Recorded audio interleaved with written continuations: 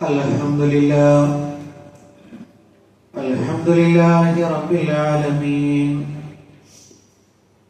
نحمده ونستعينه ونؤمن به ونتوكل عليه ونعوذ بالله من شرور أنفسنا ومن سيئات أعمالنا من يهده الله فلا مضل له ومن يضلل فلن تجد له وليا مرشدا اللهم صل على محمد وعلى آل محمد كما صليت على إبراهيم وعلى آل إبراهيم إنك حميد مجيد اللهم بارك على محمد وعلى آل محمد كما باركت على إبراهيم وعلى آل إبراهيم إنك حميد مجيد أما بعد فإن خير الحديث كتاب الله وخير الهدي هدي محمد صلى الله عليه وسلم وشر الأمور محدثاتها وكل محدثة بدعة وكل بدعة ضلالة وكل ضلالة في النار يا أيها الذين آمنوا اتقوا الله حق تقاته ولا تموتن إلا وأنتم مسلمون സ്നേഹമുള്ള സത്യവിശ്വാസികളെ വിശ്വാസിനികളെ ലോകരക്ഷിതാവും പ്രപഞ്ചങ്ങളുടെ പരിപാലകനുമായ അല്ലാഹുവിന്റെ ആജ്ഞകളും നിർദ്ദേശങ്ങളും ജീവിതത്തിന്റെ എല്ലാ മേഖലകളിലും പാലിക്കണമെന്ന് ഉണർത്തുകയാണ്, ഓർമ്മപ്പെടുത്തുകയാണ്. റഹ്മാനായ റബ്ബ് നമ്മുടെ ഈ കൂടിച്ചേരൽ ഉഖ്റവിയായ ലോകത്തേറെ നന്മകൾ ലഭിക്കുന്ന അമലുകളിൽ ഉൾപ്പെടുത്തി അനുഗ്രഹിക്കുമാറാകട്ടെ. പ്രിയപ്പെട്ട സത്യവിശ്വാസികളെ, മഹാനായ റസൂലുള്ളാഹി സ്വല്ലല്ലാഹു അലൈഹി വസല്ലം ഈ ദീനിൽ ഒരിക്കലും അതിര് കവിയാൻ പാടില്ല. ആ വിഷയവുമായി ബന്ധപ്പെട്ട് നടത്തിയിട്ടുള്ളൊരു താക്കീതിനെ കുറിച്ചുള്ള ഏതാനും ചില ആയത്തുകളും ഹദീസുകളുമാണ് ഇന്നത്തെ ഈ സംസാരത്തിന്റെ ഉള്ളടക്കം. റഹ്മാനായ റബ്ബ് അവന്റെ ദീൻ യഥാവിധി കേൾക്കുകയും അത് പഠിക്കുകയും ചെയ്യുന്ന മുഅ്മിനീങ്ങളിൽ നമ്മളെല്ലാവരെയും ഉൾപ്പെടുത്തി അനുഗ്രഹിക്കുമാറാകട്ടെ.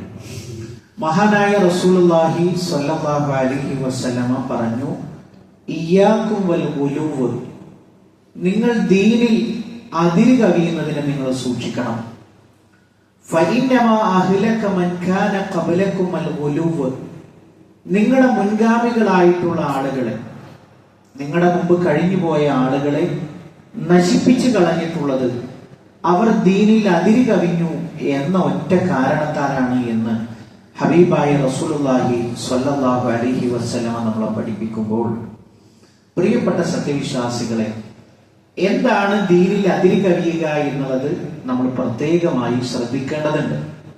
അത് മാത്രമല്ല, ഒഴിവായിട്ടുള്ള അതിര് കവിയുന്ന ആളുകളുടെ ലക്ഷണങ്ങളെ കുറിച്ച് പണ്ഡിതന്മാരായ ആളുകൾ സവിസ്തരം ദീനിൽ പ്രതിപാദിച്ചിട്ടുണ്ട്. അത് കൃത്യമായി നമ്മൾ മനസ്സിലാക്കുകയും ഉൾക്കൊള്ളുകയും ചെയ്യുമ്പോഴാണ് യഥാർത്ഥത്തിലുള്ള ഇഹ്ദിന സിറാത്തൽ മുസ്തഖീം, നേരായ പാതയിലൂടെ നമുക്ക് സഞ്ചരിക്കാൻ സാധിക്കുകയുള്ളൂ. അതിൽ പ്രധാനപ്പെട്ട ചില കാര്യങ്ങൾ എന്ന് പറഞ്ഞാൽ, ദീനിൽ അള്ളാഹുവോ അവന്റെ റസൂലോ പഠിപ്പിക്കാത്ത ഒരു കാര്യം പുണ്യമാണ് എന്ന് കരുതി, കൂലി കിട്ടുമെന്ന് കരുതി, പരലോകത്ത് ഒരുപാട് മെച്ചം ലഭിക്കുമെന്ന് കരുതി സ്വന്തമായി നിർമ്മിച്ചുണ്ടാക്കുകയാണ് അതിര് കവിച്ചലിന്റെ അടിസ്ഥാനം എന്ന് പറയുന്നത്. അതിൽ ഒന്നാമത്തെ ഒരു കാര്യം ലക്ഷണമായിട്ട് പണ്ഡിതന്മാരും പറയുന്നത്, മരിച്ച് മൺമറഞ്ഞു പോയ മഹത്തുക്കളെ അമിതമായി പുകഴ്ത്തുക. അങ്ങനെ പറഞ്ഞാൽ അവര് പ്രാർത്ഥന കേൾക്കുന്നവരാണ്. നമ്മൾ എവിടെ നിന്ന് പ്രാർത്ഥിച്ചാലും ഏതു ഭാഷയിൽ പ്രാർത്ഥിച്ചാലും നമ്മുടെ മനസ്സറിഞ്ഞ് അവർ പ്രാർത്ഥനക്ക് ഉത്തരം നൽകും. അതേപോലെ തന്നെ അവർ നമുക്ക് ഉപകാരങ്ങൾ നൽകും. നമ്മളെ തൊട്ട് ഉപദ്രവങ്ങൾ അവർ തടുക്കും. അതേപോലെ തന്നെ അവർ മറഞ്ഞ കാര്യങ്ങൾ അറിയുന്ന ആളുകളാണ് എന്നിത്യാദി. അള്ളാഹുവോ അവന്റെ റസൂലോ ദീനിൽ ഒരാൾക്ക് വകവെച്ചു കൊടുക്കാത്ത ചില സ്ഥാനങ്ങളെ വകവെച്ചു കൊടുക്കുകയും അതുവഴി പുണ്യമാണ്, നന്മയാണ് എന്ന് വിചാരിച്ചുകൊണ്ട് അള്ളാഹുവിന് മാത്രം സമർപ്പിക്കേണ്ടുന്ന ആരാധനാ കർമ്മങ്ങൾ ആ മഹത്തുക്കളുടെ പേരിൽ, മൺമറഞ്ഞു പോയ ആളുകളുടെ പേരിൽ സമർപ്പിക്കുന്ന സംഭവം നമുക്ക് നമ്മുടെ വ്യാപകമായി നമുക്ക് കാണാൻ കഴിയും. ഇത് അതിര് കവിയുന്ന ആളുകളുടെ ലക്ഷണമാണ് എന്നാണ് പണ്ഡിതന്മാർ സൂചിപ്പിച്ചിട്ടുള്ളത്. നിങ്ങൾ നോക്കൂ, അള്ളാഹുവിന്റെ റസൂൽ സ്വല്ലല്ലാഹു അലൈഹി വസല്ലമ പുകഴ്ത്തൽ ഇഷ്ടപ്പെടുന്ന വ്യക്തിയായിരുന്നു. സഹാബത്തൊക്കെ പുകഴ്ത്തുമ്പോ അല്ലെങ്കിൽ പുകഴ്ത്തുന്ന ഒരു പ്രവണത കാണുമ്പോ പ്രവാചകൻ സഹാബത്തെ നിങ്ങൾ പുകഴ്ത്തിക്കോളൂ, നിങ്ങൾ എത്ര പുകഴ്ത്തിയാലും ഒരു പ്രശ്നവുമില്ല, അങ്ങനെ പറഞ്ഞിരുന്ന ആളായിരുന്നു. അങ്ങനെയല്ല എന്നുള്ളതാണ് ഹദീസുകൾ നമുക്ക് പഠിപ്പിച്ചു തരുന്നത്. മഹാനായ റസൂലുള്ളാഹി സ്വല്ലല്ലാഹു അലൈഹി വസല്ലം പഠിപ്പിച്ചു കൊടുക്കുകയാണ്, ലാ തുതുറൂനി കമാ അത്റത്തിൻ നസാറ അൽ മസീഹ ഇബ്നു മറിയം. മറിയമിന്റെ പുത്രൻ മസീഹിനെ ക്രിസ്ത്യാനികൾ പുകഴ്ത്തിയതുപോലെ നിങ്ങൾ എന്നെ പുകഴ്ത്തരുത്. എന്താ അവർക്ക് സംഭവിച്ച അപകടം? എന്താണ്?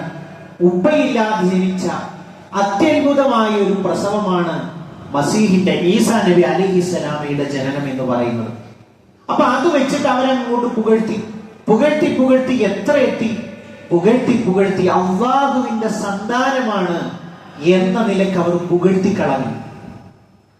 പ്രവാചകൻ സ്വല്ലല്ലാഹു അലൈഹി വസല്ലം അതിനെ മാതൃകയാക്കിയിട്ട് പറഞ്ഞു, ഒരിക്കലും നിങ്ങൾ മറിയമിന്റെ പുത്രൻ ഈസയെ ക്രിസ്ത്യാനികൾ പുകഴ്ത്തിയതുപോലെ നിങ്ങൾ എന്നെ പുകഴ്ത്തരുത്. ഞാൻ അല്ലാഹുവിന്റെ ഒരു ദാസൻ മാത്രമാണ്, അതുകൊണ്ട് നിങ്ങൾ ഇപ്രകാരം മാത്രമേ പറയാവൂ, അബ്ദുല്ലാഹി വ റസൂലുഹു. മുഹമ്മദ് നബി സല്ലല്ലാഹു അലൈഹി വസല്ലം ആരാണ് എന്നാണ് സ്വഹാബത്ത് പഠിക്കേണ്ടത്.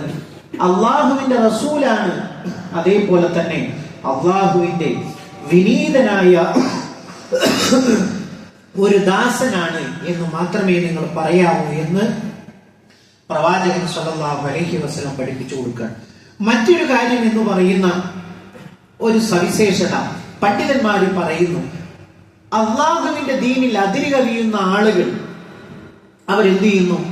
അവരോട് പ്രാർത്ഥിക്കുന്നു, അവരുടെ പേരിൽ അറവ് നടത്തുന്നു, അതേപോലെ തന്നെ അവരുടെ ഖബറുകളെ തവാഫ് ചെയ്യുന്നു. ഇങ്ങനെ ഇത്യാദി കാര്യങ്ങളൊക്കെ നമുക്ക് കാണാൻ കഴിയും. അപ്പൊ ഇതിനെ കുറിച്ച് പണ്ഡിതന്മാരായിട്ടുള്ള ആളുകൾ ഒരു ആയത്താണ് പറയുന്നത്. ഏതാണ് ആയത്ത്? വല്ലദീന തദഊന മിൻ ദൂനിഹി മാ യംലികൂന മിൻ ഖിത്മീർ വല്ലദീന തദഊന മിൻ ദൂനിഹി. അല്ലാഹുവിന് പുറമെ നിങ്ങൾ ദുആ ചെയ്യുന്ന ആരുണ്ടോ? മാ യംലികൂന മിൻ ഖിത്മീർ. ഒരു ഈത്തപ്പന കുരുവിന്റെ പാട പോലും അവർ ഉടമപ്പെടുത്തുന്നില്ല.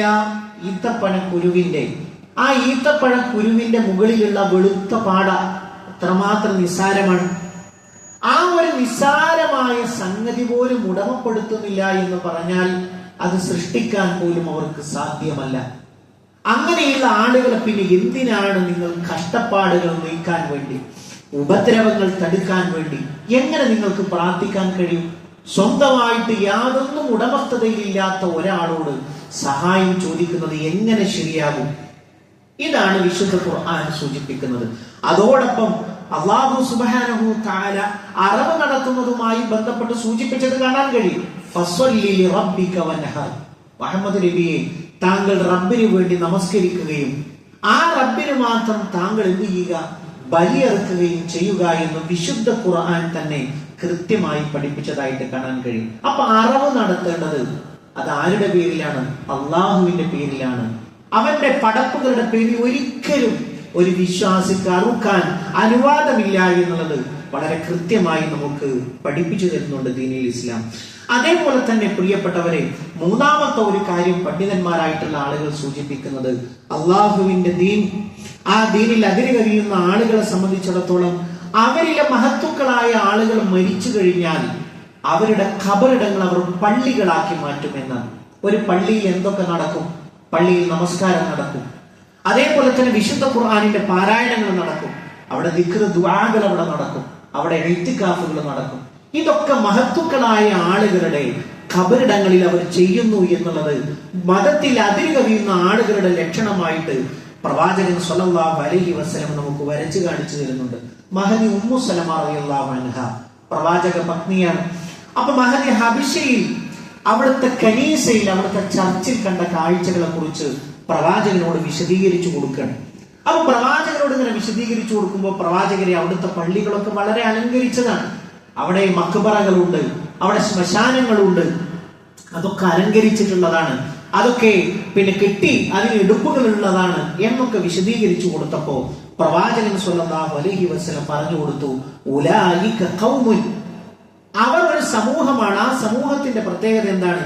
ഇദാ മാത ഫീഹിം അൽ അബ്ദു സ്വാലിഹ്, അവരുടെ കൂട്ടത്തിലെ ഒരു സ്വാലിഹായ ഒരു വ്യക്തി മരണപ്പെട്ടു കഴിഞ്ഞാൽ ബനൗ അലാ ഖബ്രിഹി മസ്ജിദ, അവരെന്ത് ചെയ്യും? അയാളുടെ ഖബറിന്റെ മുകളിൽ ഒരു പള്ളി ഉണ്ടാക്കും. വസവ്വറു ഫീഹി തിൽക സുവർ, എന്നിട്ടോ അവിടെ എടുപ്പുകൾ ഉണ്ടാക്കും. എന്നിട്ട് പ്രവാചകൻ സ്വല്ലല്ലാഹു അലൈഹി വസല്ലമ അവർ വിശേഷിപ്പിച്ചത് എന്താണെന്നറിയാമോ? ഉലൈക ശിറാറുൽ ഖൽഖി ഇൻദല്ലാഹ്, അല്ലാഹുവിന്റെ അടുക്കൽ ഏറ്റവും വൃത്തികെട്ട സമൂഹമാണ് അവർ എന്ന് പ്രവാചകൻ സ്വല്ലല്ലാഹു അലൈഹി വസല്ലം പഠിപ്പിച്ചു കൊടുക്കുമ്പോൾ, പ്രിയപ്പെട്ടവരെ, നമ്മളെ സംബന്ധിച്ചിടത്തോളം ഒരു വിശ്വാസി ആ വിശ്വാസത്തിൽ എത്രമാത്രം പരിശുദ്ധി കാത്തു സൂക്ഷിക്കണം എന്നാണ് ദീന് നമുക്ക് പഠിപ്പിച്ചു തരുന്നത് എന്ന് വളരെ പ്രത്യേകമായി നമ്മൾ മനസ്സിലാക്കേണ്ടതുണ്ട്. അതേപോലെ തന്നെ പ്രവാചകൻ സ്വല്ലല്ലാഹു അലൈഹി വസല്ലം സൂചിപ്പിച്ച മറ്റൊരു കാര്യമാണ്, ദീനിൽ അതിര് കവിയുന്ന ആളുകളെ സംബന്ധിച്ചിടത്തോളം പരലോകത്ത് ഷാഫി ആണ്, അവരൊക്കെ ഞങ്ങളുടെ ഷഫീ ആണ്. എന്താ ഷഫീ എന്ന് പറഞ്ഞാൽ? പരലോകത്തിൽ എല്ലാവരും വിയർപ്പിൽ കുളിച്ചു നിൽക്കും, അല്ലെ? വിയർപ്പിൽ കുളിച്ച് വളരെ വിഷണ്ണരായിട്ട് നിൽക്കുക. ഓരോ നബിമാരുടെ അടുക്കൽ പോയിട്ട് പിന്നെ ശുപാർശയ്ക്ക് വേണ്ടി ആവശ്യപ്പെടും. അവരെല്ലാവരും കയ്യൊഴിയും, ഞങ്ങൾക്കൊക്കെ ഞങ്ങളുടെ ജീവിതത്തിൽ ചെയ്ത കാര്യങ്ങൾ തന്നെ എമ്പാടുമുണ്ട്, നിങ്ങൾ മറ്റൊരു നബിയെ സമീപിക്കുക എന്ന് പറഞ്ഞ് അവരിങ്ങനെ മാറി മാറി നിൽക്കും. അപ്പോഴോ ആ പരലോകത്ത് നമ്മളൊക്കെ പാപികളല്ലേ, ദോഷികളല്ല, അള്ളാഹുവിന്റെ മുമ്പിൽ നമുക്ക് ശുപാർശ പറയാൻ വേണ്ടിയിട്ടാണ് ഞങ്ങൾ അവരോട് പ്രാർത്ഥിക്കുന്നതും അവരുടെ പേരിൽ നേർച്ച നേരുന്നതും എന്നൊക്കെ പറയുന്ന ആളുകളെ സംബന്ധിച്ചിടത്തോളം അവർ ദീനിൽ അതിര് കവിഞ്ഞവരാണ്. കാരണം എന്താണ്? പ്രവാചകൻ സ്വല്ലല്ലാഹു അലൈഹി വസല്ലമ കൃത്യമായി മക്ക മുശ്രിക്കുകളുടെ വിശ്വാസം നമുക്ക് പഠിപ്പിച്ചു തന്നു. അബൂജഹലിന്റെയും അതേപോലെ തന്നെ ഋതുബത്തിന്റെയും ശൈബത്തിന്റെയും പ്രവാചകന്റെ ബദ്ധവൈരികളാണല്ലോ, പ്രവാചകന്റെ ബദ്ധ ശത്രുക്കളായിരുന്നല്ലോ അവർ. അവരുടെ വാദമായിട്ട് വിശുദ്ധ ഖുർആൻ പറഞ്ഞത് എന്താണ്? വല്ലദീന തഖദൂ മിൻ ദൂനിഹി ഔലിയാ, അല്ലാഹുവിന് പുറമെ ഔലിയാക്കളെ സ്വീകരിക്കുന്ന ആളുകൾ അവരതാ പറയുന്നു, മാ നഅ്ബുദുഹും ഇല്ലാ ലിയുഖർരിബൂനാ ഇലല്ലാഹി സുൽഫാ, അല്ലാഹുവിലേക്ക് ഞങ്ങൾ അടുപ്പിക്കാൻ വേണ്ടിയിട്ടല്ലാതെ ഞങ്ങൾ ഇവരെ ഇബാദത്ത് ചെയ്യുന്നില്ല. ഞങ്ങൾ ഇവരെ ആരാധിക്കുന്നത് എന്തിനാണ്? ഞങ്ങൾ വിവരമില്ലാത്തവരാണ്, ഞങ്ങൾ പാപികളാണ്, ഞങ്ങൾ ദോഷികളാണ്. അപ്പൊ ഞങ്ങളെ അള്ളാഹുവിലേക്ക് ഇന്ന ആള്, അത് നമുക്ക് പ്രിയപ്പെട്ട ആളാണ്, ഇവന്റെ കാര്യം ഒന്ന് പരിഗണിക്കണേ റബ്ബേ എന്ന് പറയാൻ വേണ്ടി മാത്രമാണ് ഞങ്ങൾ അവരെ ആരാധിക്കുന്നത്. വിശുദ്ധ ഖുർആൻ എത്ര ആയത്തിൽ അത് പറഞ്ഞിട്ടുള്ളതെന്ന് അറിയും. ഒരായത്തിൽ നമുക്ക് കാണാം,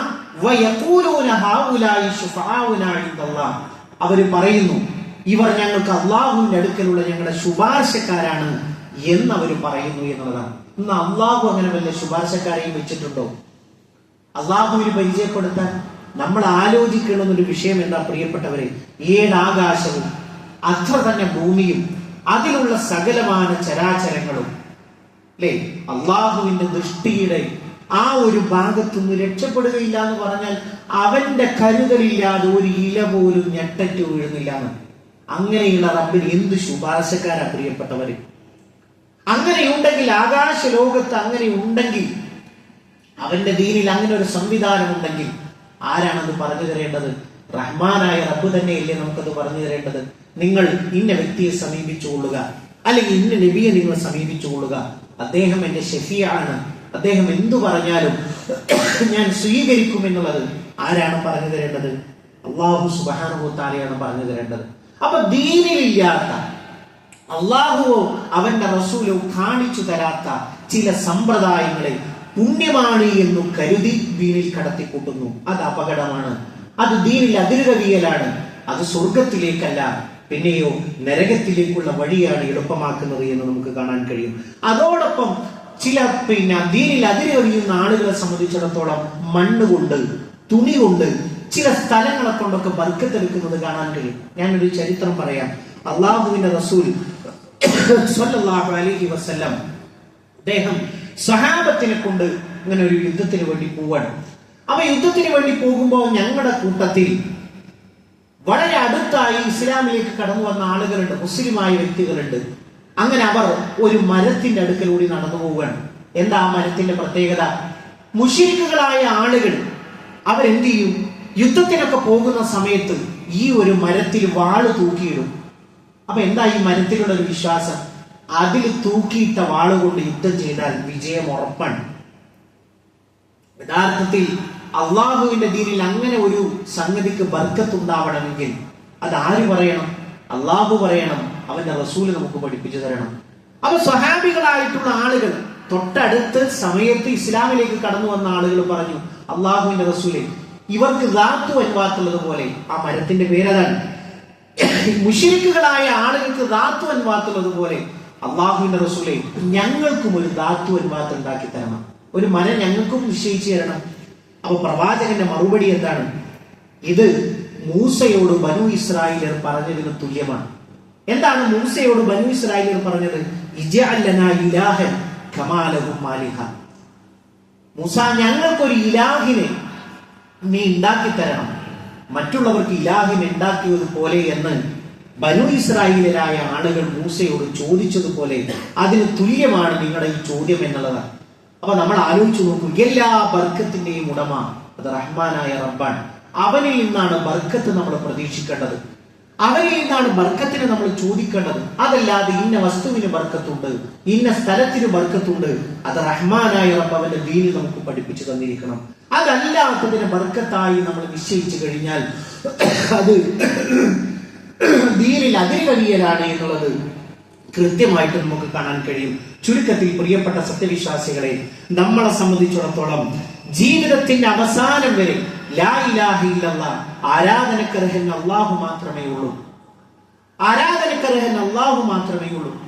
അവരല്ലാത്ത ഒരാളെയും അവരല്ലാത്ത ഒരു ശക്തിയെയും അവനോട് പ്രാർത്ഥിക്കാതെ, ആ വസ്തുക്കളോട് പ്രാർത്ഥിക്കാതെ, അവയുടെ പേരിൽ അറിവ് നടത്താതെ നമ്മുടെ അഖീദ അത് വളരെ കൃത്യമായി മരണം വരെ കാത്തു സൂക്ഷിക്കാൻ നമ്മളെ സംബന്ധിച്ചിടത്തോളം ബാധ്യതയുണ്ട് എന്ന കാര്യം നമ്മൾ മറന്നു പോകരുത്. അതോടൊപ്പം മറ്റൊരു കാര്യം കൂടി സൂചിപ്പിക്കാനുള്ളത്, പ്രിയപ്പെട്ടവരെ, അള്ളാഹുവിന്റെ ദീനിൽ അതിരുകവിയുന്ന ആളുകളെ സംബന്ധിച്ചിടത്തോളം വളരെ കൃത്യമായിട്ട് നമുക്ക് കാണാൻ കഴിയും. അള്ളാഹു അല്ലാത്ത ആളുകളുടെ മുമ്പിൽ സത്യം ചെയ്തു പറയാം. അള്ളാഹുവിന്റെ പേരിൽ സത്യം ചെയ്യാൻ അത്ര പേടി ഉണ്ടാവില്ല. എന്നാലും ഒരു വിഷയത്തിന് വേണ്ടി അള്ളാഹു അല്ലാത്ത ഏതെങ്കിലും ഒരു പടപ്പിന്റെ മുമ്പിൽ, ഒരു ഖബറിന്റെ മുമ്പിൽ സത്യം ചെയ്യണമെന്ന് പറഞ്ഞാലോ അവരുടെ ഉള്ളു കിടങ്ങുന്നു. അതേപോലെ തന്നെ കണ്ണിൽ നിന്ന് കണ്ണുനീര് വരുന്നു, ഞാൻ അത് ചെയ്യൂല. കാരണം എന്താണ്? അള്ളാഹുവിനേക്കാൾ ഏറ്റവും കൂടുതൽ ഭയപ്പെടുന്നത് അവിടെയാണ്.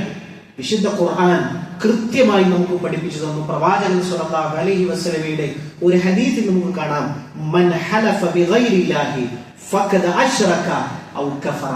അല്ലാഹു അല്ലാത്ത ഒരാളുടെ പേരിൽ ഒരാൾ സത്യം ചെയ്താൽ അവൻ മുശ്രിക്കായി തീർന്നു, അല്ലെങ്കിൽ അവൻ കാഫിറായി തീർന്നു എന്ന് പ്രവാചകൻ സ്വല്ലല്ലാഹു അലൈഹി വസല്ലം പഠിപ്പിച്ചതായിട്ട് നമുക്ക് കാണാൻ കഴിയും. വളരെ ഗൗരവമുള്ള വിഷയമാണ്.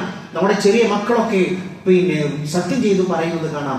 അള്ളാഹു അല്ലാത്ത സൃഷ്ടിജാലങ്ങളുടെ പേരിൽ ആര് സത്യം ചെയ്തു പറഞ്ഞുവോ അവൻ മുശ്രിക്കായി തീർന്നു, അല്ലെങ്കിൽ അവൻ കാഫിറായി തീർന്നു എന്ന് പ്രവാചകൻ സ്വല്ലല്ലാഹു അലൈഹി വസല്ലം നമ്മളെ പഠിപ്പിക്കുമ്പോൾ, പ്രിയപ്പെട്ട വിഷയങ്ങൾ വിശ്വാസികളെ, ഇത്തരത്തിലുള്ള കൊച്ചു കൊച്ചു വിഷയങ്ങൾ നമ്മൾ വളരെ നിസ്സാരമെന്ന് കരുതുന്നുവെങ്കിൽ പോലും അള്ളാഹുവിന്റെ ദീനിന്റെ പുറത്തേക്ക് കടന്നു പോകുന്ന വഴിയാണ്, അള്ളാഹുവിന്റെ ദീനിൽ നിന്ന് നമ്മൾ തെറിച്ചു പോകുന്ന വിഷയമാണ് എന്ന കാര്യം നമ്മൾ പ്രത്യേകം ശ്രദ്ധിക്കുക. റഹ്മാനായ റബ്ബ് നമ്മളെ അനുഗ്രഹിക്കുമാറാകട്ടെ.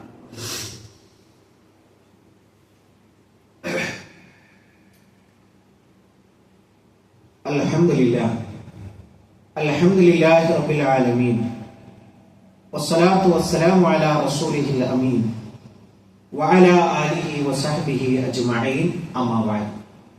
പ്രിയപ്പെട്ട സത്യവിശ്വാസികളെ, വിശ്വാസിനികളെ, ഒരിക്കൽ കൂടി അള്ളാഹുവിന്റെ ആജ്ഞാ നിർദ്ദേശങ്ങൾ ജീവിതത്തിന്റെ എല്ലാ മേഖലകളിലും പാലിക്കണമെന്ന് ഉണർത്തുകയാണ്, ഓർമ്മപ്പെടുത്തുകയാണ്.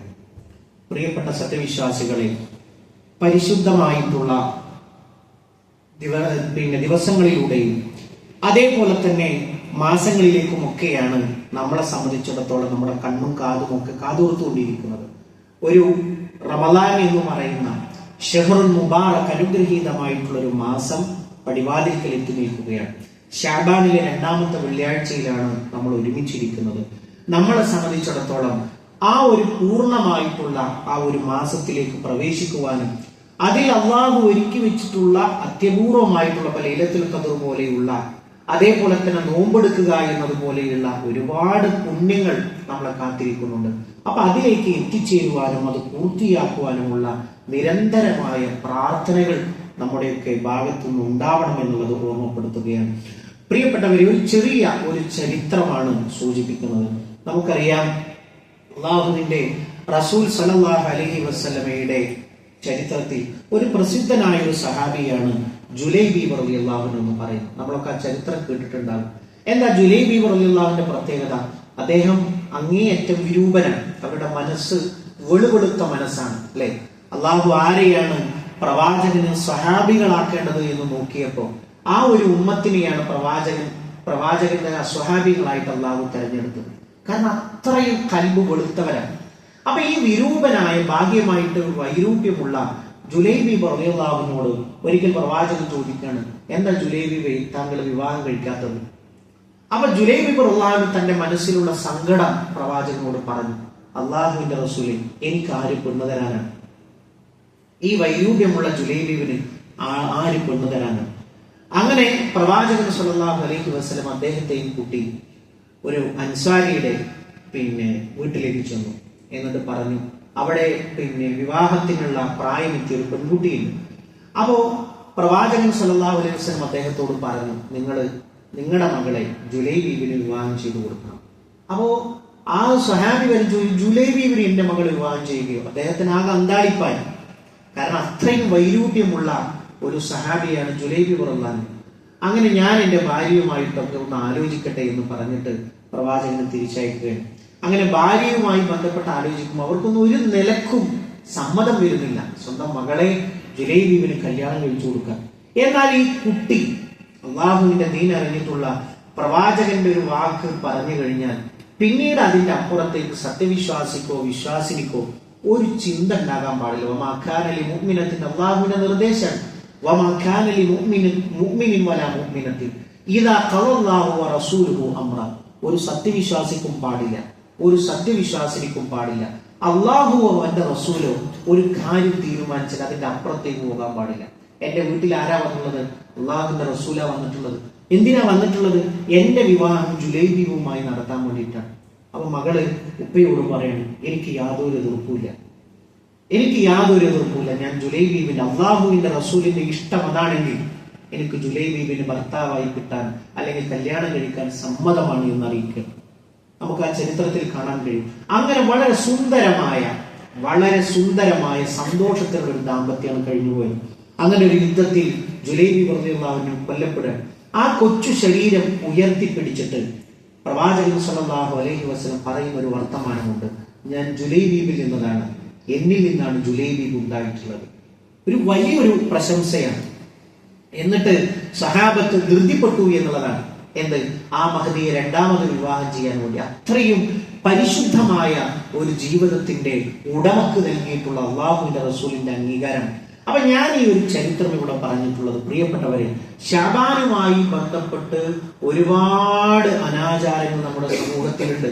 നിങ്ങൾ ഈ ശഅബാനൊക്കെ ശ്രദ്ധിച്ചു കഴിഞ്ഞാൽ നമ്മുടെ സോഷ്യൽ മീഡിയകളിലൊക്കെ ആ ദിക്ർ ചൊല്ലിയാൽ, ഈ ദിക്ർ ചൊല്ലിയാൽ, അല്ലെങ്കിൽ ആ മറ്റേ സൂറത്ത് ഓതിയാൽ ഇത്ര ഫളായിലുകൾ, ആ നോമ്പെടുത്താൽ ഇത്ര ഫളായിലുകൾ. നമ്മുടെ വീട്ടിൽ പ്രായമായിട്ടുള്ള ആളുകൾ 96 നോമ്പെടുക്കുന്ന, അതായത് റജബിൽ തുടങ്ങി ശഅബാനിൽ തുടങ്ങി റമദാനിൽ കഴിഞ്ഞ് 6 നോമ്പോടുകൂടി 96 നോമ്പെടുക്കുന്ന പ്രായമുള്ള സ്ത്രീകളൊക്കെ കാണാൻ കഴിയും. ഇങ്ങനെ ഈ ഒരു സമൂഹത്തെ ഒരു അസിലുമില്ലാത്ത അല്ലെങ്കിൽ ഒരു അടിസ്ഥാനവുമില്ലാത്ത തെറ്റായ വിശ്വാസങ്ങളിലേക്ക് വലിച്ചഴക്കുന്ന ഒരുപാട് കെട്ടുകഥകളും അതേപോലെ തന്നെ കാലഗീലകളുമായിട്ടൊക്കെ ഈ ഉമ്മത്തിനെ പറ്റിക്കാൻ വേണ്ടി നടക്കുന്ന ഒരുപാട് ആളുകളുണ്ട്. നമ്മളെ സംബന്ധിച്ചിടത്തോളം പ്രിയപ്പെട്ടവരെ, ഞാൻ ഈ ചരിത്രം എന്തിനാ പറഞ്ഞത്? അള്ളാഹും അവന്റെ റസൂലും പറഞ്ഞോ, പിന്നെ അതിന്റെ അപ്പുറം ഒരു സത്യവിശ്വാസി. പക്ഷെ പറഞ്ഞു എന്നുള്ളത് അത് സ്വഹീഹായിട്ട് വരണം. അങ്ങനെയുള്ള ഒരു നോമ്പാണ് ഈ ശഅബാൻ 15 നോമ്പ്. നമ്മൾ പ്രത്യേകം ശ്രദ്ധിക്കേണ്ടതാണ്. ദീനിൽ അങ്ങനത്തെ ഒരു അസിലില്ല. അപ്പൊ നമ്മൾ ആലോചിച്ച് നോക്കൂ, ഈ ഒരു ഉമ്മത്തിന്റെ ഈ ഒരു വിശ്വാസവുമായിട്ട് ഒരു ബന്ധം പോലില്ല. ഏത് റൂഹ് മടങ്ങി വരുന്നു, റൂഹിന് വേണ്ടി, അതേപോലെ തന്നെ ഭക്ഷണത്തിന് വേണ്ടി, മരിച്ചുപോയ ആത്മാക്കൾക്ക് വേണ്ടി. ഇതൊക്കെ ഏതാണ് ദീന്? പരേതാത്മാക്കൾക്ക് ഭക്ഷണം കൊടുക്കുക, ചീരണി ഉണ്ടാക്കി കൊടുക്കുക, അത് ഏത് ദീനിന്റെ സിസ്റ്റമാണ്? നമ്മുടെയൊക്കെ സമൂഹങ്ങളിൽ, നമ്മുടെയൊക്കെ അന്യമതസ്ഥരായ ആളുകൾക്കൊക്കെ അങ്ങനത്തെ സംവിധാനമുണ്ട്, സമ്പ്രദായമുണ്ട്, ആചാരമുണ്ട്. പക്ഷെ അള്ളാഹുവിന്റെ അതേപോലെ തന്നെ റസൂല് കാണിച്ചെന്നൊരു ഇസ്ലാമിൽ പരേതാത്മാക്കൾക്ക് ഭക്ഷണം കൊടുക്കുക, ആത്മാക്കളൊക്കെ ഇറങ്ങി വരുന്ന ഭക്ഷണം കൊടുക്കുക എന്നൊക്കെ പറഞ്ഞ് അങ്ങനെ എന്തെല്ലാം വിശ്വാസങ്ങൾ, പ്രിയപ്പെട്ടവരെ, അതൊന്നുമല്ല ദീൻ. യഥാർത്ഥത്തിൽ അള്ളാഹുവും അവന്റെ റസൂലും എന്തൊന്നു പറഞ്ഞു, അതിന്റെ ഒന്നാമത്തെ സഫിൽ ഒന്നാമത്തെ വാഹകരായിട്ട് നമ്മൾ ഉണ്ടാവണം. അതില്ലേ, അതിന്റെ പിന്നാലെ നമ്മൾ ഉണ്ടാകാൻ പാടില്ല. കാരണം എന്താണെന്ന് അറിയാമോ? അള്ളാഹുവിന്റെ റസൂൽ സ്വല്ലല്ലാഹു അലൈഹി വസല്ലമയാണ് സ്വർഗത്തിലേക്ക് ആദ്യമായിട്ട് കടക്കുന്നത്. ആ റസൂൽ സ്വർഗത്തിലേക്ക് പ്രവേശിക്കുന്നതും നരകത്തിൽ നിന്ന് അകറ്റുന്നതുമായ എല്ലാ കാര്യങ്ങളും പഠിപ്പിച്ചുകൊണ്ടാണ് 23 കൊല്ലം പൂർത്തിയാക്കി കടന്നുപോയിട്ടുള്ളത്. അതില്ലാത്തൊരു സംവിധാനം നമ്മൾ കൊണ്ടുവന്നാൽ, നബി പഠിപ്പിച്ചിട്ടില്ലെങ്കിൽ നോമ്പല്ലേ എന്ന് പറഞ്ഞ് ചെയ്താൽ, ആ പ്രവാചകൻ റിസാലത്തിൽ വഞ്ചന കാണിച്ചു എന്നുള്ളതാണ് നമ്മൾ പറയാതെ പറയുന്നത്. അതൊരിക്കലും ഒരു വിശ്വാസിക്ക് സഹിക്കാവുന്നതിനപ്പുറമാണ്. മഗ്രിബ് 3 1400 കൊല്ലങ്ങൾക്കപ്പുറം. അത് ഇന്നും 3 ആകാൻ പാടുള്ളൂ. സുബ്ഹ് 2 അന്ന് നമസ്കരിച്ചത്, അത് ഇന്നും 2 ആകാവൂ. നല്ലതല്ലേ, പുണ്യമല്ലേ എന്ന് കരുതി ഒരു 1/2 റക്അത്ത് പോലും, ഒരു 2.5 റക്അത്ത് സുബ്ഹ് ആവട്ടെ എന്ന് ഒരു വിശ്വാസിക്കും പറയാൻ പാടില്ല. കാര്യം എന്താണ്? 1400 കൊല്ലങ്ങൾക്ക് മുമ്പ് അത് ലോക്കിട്ട് പോയതാണ്. അതിൽ കൂട്ടാനോ കുറക്കാനോ നമുക്ക് അനുവാദമില്ല. അതുകൊണ്ട് പ്രിയപ്പെട്ട സത്യവിശ്വാസികളെ, അള്ളാഹുവിന്റെയും അവന്റെ റസൂലിനോടുള്ള മഹബ്ബത്താണ്, യഥാർത്ഥത്തിലുള്ള സ്നേഹമാണ് നമ്മളെ സ്വർഗത്തിലേക്ക് എത്തിക്കുക. ആ ഒരു സ്നേഹത്തിന്റെ വക്താക്കളാകാൻ നമ്മൾ പ്രത്യേകം ശ്രദ്ധിക്കുക എന്ന് ഓർമ്മപ്പെടുത്തുകയാണ്. അതോടൊപ്പം ഒരു പ്രധാനപ്പെട്ട ഒരു അറിയിപ്പുള്ളത്, നമ്മുടെ ഈ പള്ളിയിൽ വെച്ച് നാളെ മഗ്രിബിന് ശേഷം അഹ്ലൻ റമദാൻ എന്ന് പറയുന്ന ഒരു റമദാൻ തൊട്ടടുത്ത് എത്തി നിൽക്കുകയാണല്ലോ. അതിലേക്ക് സത്യവിശ്വാസി ഒരുങ്ങേണ്ടതിന്റെ പ്രാധാന്യം സൂചിപ്പിച്ചുകൊണ്ടുള്ള ഒരു ഫലവത്തായിട്ടുള്ള അബ്ദുറഹ്മാൻ അൻസാരി നടത്തുന്ന ഒരു ക്ലാസ് ഇവിടെ വെച്ച് നടക്കുന്നുണ്ട്. എല്ലാവരും അതിൽ പങ്കെടുക്കണമെന്ന് ഓർമ്മപ്പെടുത്തുകയാണ്. പ്രിയപ്പെട്ടവരെ, അള്ളാഹുവിന്റെ ദീൻ അറിയാനും പഠിക്കാനും മനസ്സിലാക്കാനും കിട്ടുന്ന അവസരങ്ങളെ പരമാവധി പ്രയോജനപ്പെടുത്തുക. റഹ്മാനായ റബ്ബ് ഇനി ലോകത്ത് വിജയം വരിക്കുന്ന മുഅ്മിനീങ്ങളിൽ, മുത്തഖീങ്ങളിൽ നമ്മളെ എല്ലാവരെയും ഉൾപ്പെടുത്തി അനുഗ്രഹിക്കുമാറാകട്ടെ. അല്ലാഹുമ്മ ഗ്ഫിർ ലിൽ മുഅ്മിനീന വൽ മുഅ്മിനാത്ത് വൽ മുസ്ലിമീന വൽ മുസ്ലിമാത്ത് അൽ അഹ്യാഇ മിൻഹും വൽ അംവാത്ത് ഇന്നക മുജീബുദ് ദഅവാതി യാ ഖാദിയൽ ഹാജാത്ത്. اللهم اجرنا من النار، اللهم اجرنا من النار. اللهم ربنا تقبل منا انك انت السميع العليم وتب علينا انك انت التواب الرحيم. امين امين برحمتك يا ارحم الراحمين. اللهم صل